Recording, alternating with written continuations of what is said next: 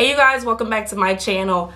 I know that you guys are probably like, okay, where have you been? I really just had a lot going on. It looks like the last time I posted a video on this channel was like a year ago, probably even longer than that because I feel like it's been so much longer. But I am back now. Things started happening and it was a snowball effect, and it was nothing bad. It's just that I just got lost in life. I want to give you guys a quick life update about what's been going on. So the first thing that kind of took me down, and the snowball I'm talking about, is the fact that I became a forensic nurse. When I first started my nursing journey, I was a postpartum nurse. So I took care of mothers and babies after they were born, and I really loved that job. But I really felt like God had called me at the time to be a forensic nurse because he wanted me to serve that community. And if any of you are confused about what a forensic nurse is, it's basically a sexual assault nurse. I do it full time, and so that's victims of crime, stabbings, gunshot wounds, domestic violence, human trafficking. It's all of those things, and we can get into that in a later video, but that is what I do. I lost some weight, which is great. Initially I lost, I think, 30 pounds. I went from 213 down to, I believe it was 175. And then I really started getting into weightlifting. I love to lift weights. And so, of course, with that, I gained weight back, but it was all muscle. So now I'm like a smooth, like 195, 194, because I just like to lift heavy things. Just recently, I was blessed to join a church that I just love and I felt so welcomed by. And so these are all good things that have happened. Good things that have kept me away from YouTube. And I just decided that when I came back to YouTube, that I was going to do things differently this time. Number one, we're not going to do makeup every time. As you see, I have very minimal makeup on right now. It's like almost 3 o'clock in the morning anyway, and I just was up and bored. So I have very minimal makeup on right now, and I used to do my YouTube because I was really interested in getting those views and getting people to watch and everybody to look at me, and eventually I would blow up like Jackie Aina or something. That's not my goal anymore. That used to be my goal on all of my social media platforms. Sorry, I don't know why I can't talk today. But I wanted people to see my art. I wanted people to like it. I wanted people to view it. I wanted to be seen, and that's not what I want to do anymore. I literally just want to talk about the adventures that I've been going on in life. I just don't care anymore about how many people look at it, if it ever blows up. This is for you guys, and this is for me because this is what I like to do. We're gonna have some new content, and we're gonna talk about different things, and not just always centered around makeup. So I'm very excited about that. So with all that being said, today's video is about these books. I want to talk about all the books that I read in 2022 and how I feel about them: good, bad, ugly, and just unnecessary. All right, so I'm gonna just try and go in order here. This here is my little basket. I got this for like $3 at Target. So first I want to talk about where I get my book suggestions, because I don't have the money nor time to be wasting my time on just a book that I picked up at Target somewhere and I have no idea what it's about or if it's going to actually be good. So the main place that I get them is actually off of an account on TikTok.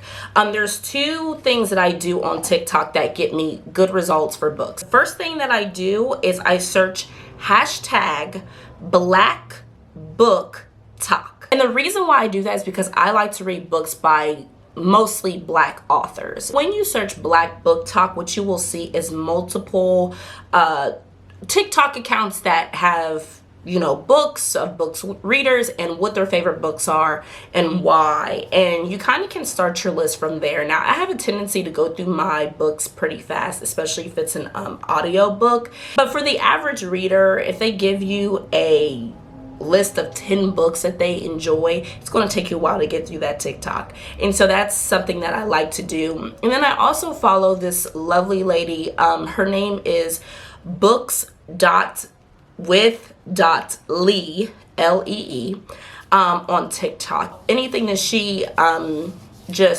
says it's good, I just add it to my wish list and I buy it whenever I'm ready for my next book. The first book that I was suggested by her TikTok was The Girl with the Louding Voice by, I believe it's Abby DeRay. I think that it's the descriptions that they use of people. I felt like I was there, that I was in this book.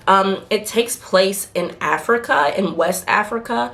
And it's about this young teenager who is forced to marry and the things that she goes through with her sister wives and just her own identity and becoming herself.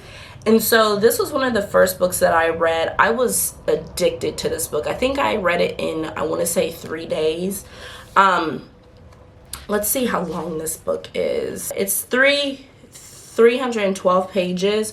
To me, it's a little bit of a dense read, if you guys can see. So lots of words on the pages. I don't know why I analyze books that way, but I do. Definitely would put this in like my top 3 books that I read last year. It just is really that good. And so definitely pick this one up, and you are supporting a Black author. The next book that I want to do was given to me by my dog. Yes, I said my dog. It is Crazy Faith by Mike Todd. I have always been a fan of Pastor Mike Todd. I definitely consider him my #1 online pastor when I can't get to church, or before I was going to the church that I go to. I definitely used to listen to him. He was my church. I was already familiar with the Crazy Faith series, and I was also familiar with the Crazier Faith series as well, which was secondary to the original. Being able to read kind of what those messages were about and highlight and just have God guide you on, you know, building your faith and, you know, having your faith getting stronger. I find myself returning to this book a lot. I don't even think that I fully finished it, to be honest with you. I have like a bookmark midway through, and it's probably because it's more of a study. Like you don't read through this book, you study it. And so, you know, you get stuck on things. Here's something very good. It says here, feel your faith. It says, one of the enemy's most effective tactics is to discourage you so much about your current circumstances that you don't have hope anymore. Boom. Facts. And that's what the devil wants, is the devil wants you to give up. And this kind of just keeps you on that faith. Like, no, I believe that God has this for me because he said he had it for me. And so I don't need to listen to anybody else. I need to listen to what God is telling me. So yeah, this is an A1 book for sure. Okay, now this book is called Me Moth. I do not know if you guys can see that. I bought this book on Amazon, and I was a little bit afraid to read it because, for one, it has like no real like telling you what it's about. And then 2, I noticed that it had the Coretta Scott King Award for nonviolent social change. I'm going to make this sound as nicely as I can. I don't like books that involve Black pain. I don't. So I typically don't want to read a book about slavery or racism unless where that is the main focus, and that like there's just like all of it is just so painful and just so hurtful. There's no other story. It's just that repetitive, you know, broken record of Black pain, and this is what we went through and blah blah blah.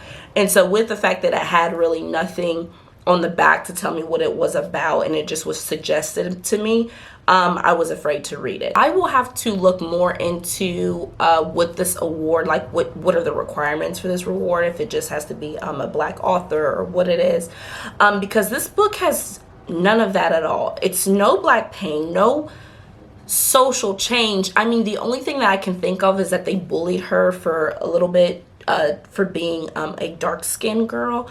I recall that being in the book, but there's nothing that like would jump out at me for that.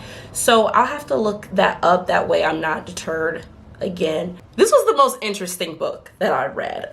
Its layout, it is very, very like not dense. Like, look at this. See, total empty page here. It reminds me a lot of Crank.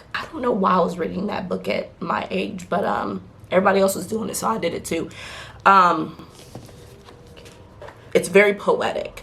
And what I will say is that there's a huge twist at the end of this book. I can't even really say what it's about, because if I tell you what it's about, it'll give away the twist. It's a little bit of a romance novel, which is cool. I'm not a fan of romance novels. I have found out the hard way. Once you know the twist, you want to go back and read it again, which I plan to do. I just haven't gotten the chance to, but definitely a great book. Okay, this next book I was not a fan of. I never even finished it, which I probably shouldn't be judging a book if I haven't finished it, but that's how uninterested I was with it. And y'all are probably going to come for my wig when I show you what book I'm talking about. This one. This is the one I'm talking about. I know. Everybody I know loves this book. But me, I could not get into it. Like, you can see, like my bookmark. Yeah, my bookmark is right there. That shows you, like, I just didn't even, like, get into it, really. And it's a short book. It's like 160 pages. But it's definitely one of those books that's a little dense. Kind of like I was talking about with the girl with the louding voice. It's a lot of words, a lot of big paragraphs. This is by Caleb, I believe, Azuma Nelson. I have a friend that is from Ghana, and she said that is a Ghanaian name. So, I believe, oh yes, it says he's British and Ghanaian, and he's a writer and photographer, and he lives in Southeast London. It's nice, but it's a romance book. And again, I found out that I just don't like romance books. I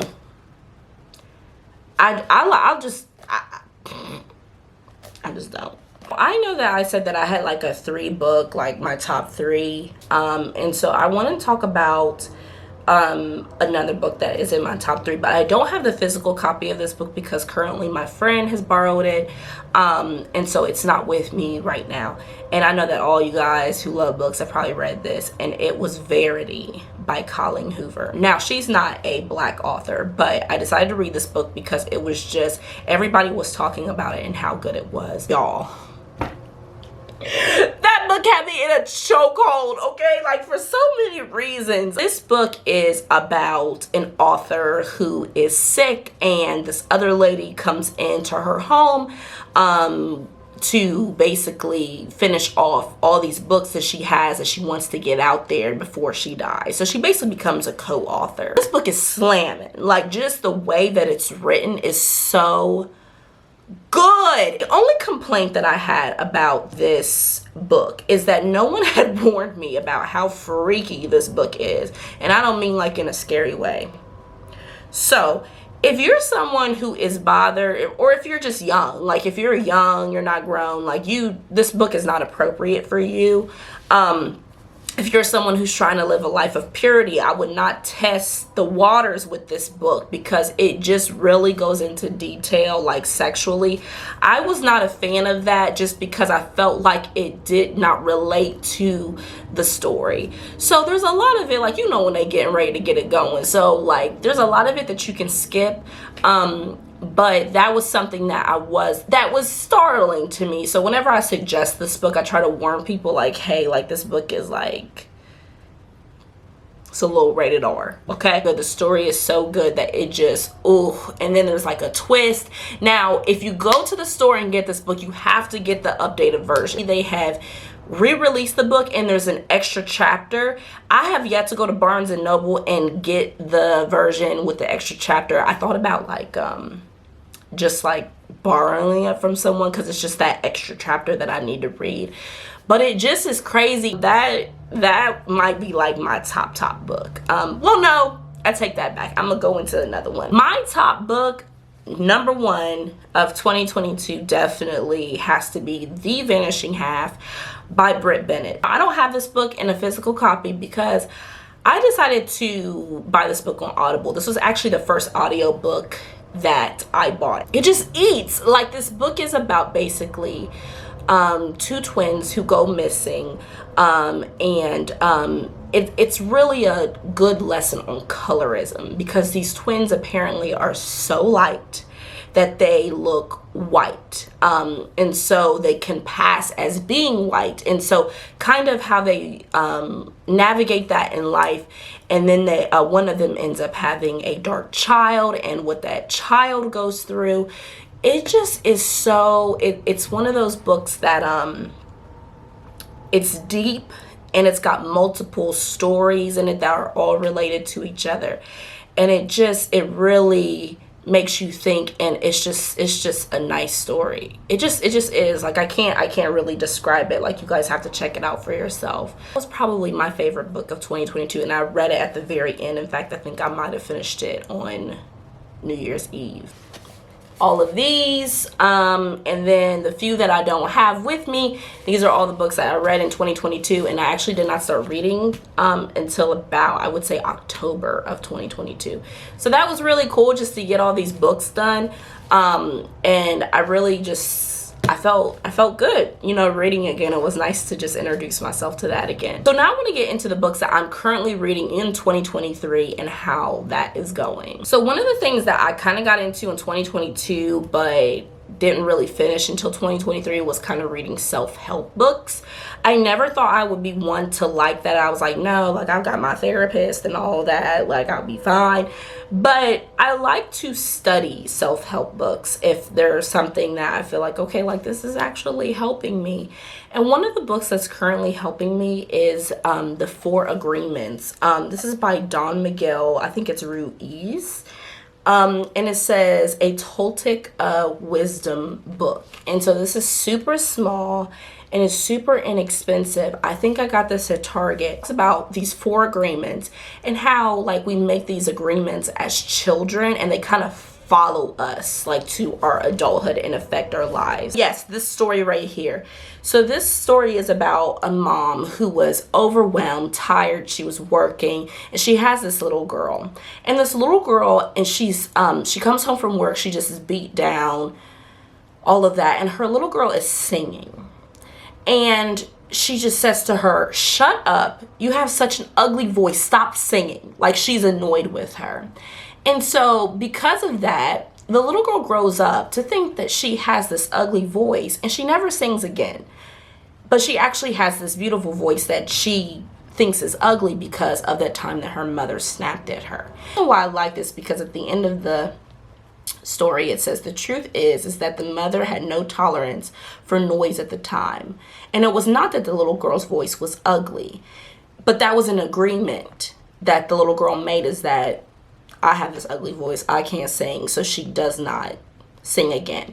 And it just is so interesting, like, when you look back and you think about, like, okay, like, these agreements that you make with people, and, like, or that you even make about people. Like, you can tell me one time, like, stay away from her, girl, she crazy, and I'm gonna think that this girl is crazy. Like, I'll be transparent about it. Like, that is something that I do. And so it's just very interesting, kind of just these agreements that we make it. So I'm about halfway through this. This is a short book, but again, it's something that you study, so you have to, you know, take some time with it. The next book that I'm reading is Kindred. So I started reading Kindred when I went on my little Orlando, Florida trip, which was super fun.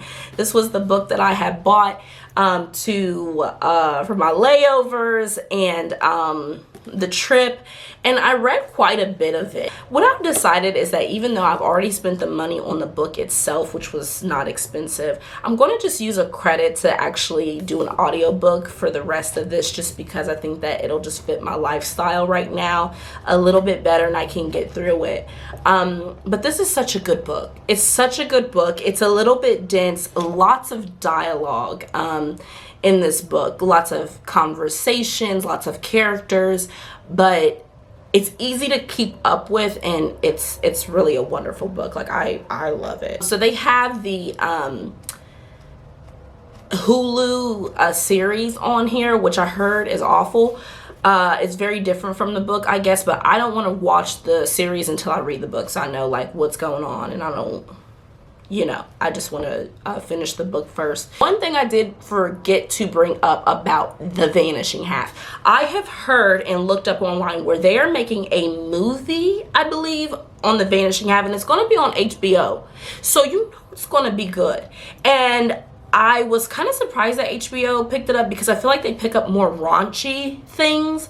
And this book was not raunchy at all, so I was kind of shocked about that, but I'm happy. So yeah, I don't know when it's supposed to come out, but I'm super excited.